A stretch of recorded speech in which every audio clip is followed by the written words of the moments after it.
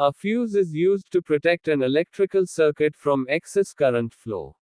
When there is a high flow of current, the fuse melts down and this is called as blown fuse.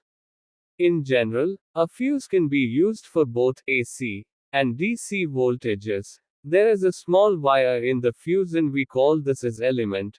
During the high current, this element blows out. This element is enclosed in a glass cylinder and is connected to contacts on each side by metal caps.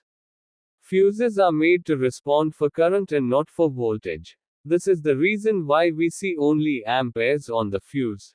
2 ampere, 3 ampere, 8 ampere are shown here.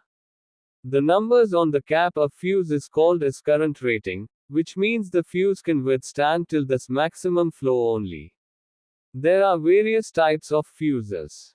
These fuses are used in motors, pumps, and many other devices. Sometimes the soldering can damage these fuses in circuit. A fuse is kept close to the power source or in a location close to the input power.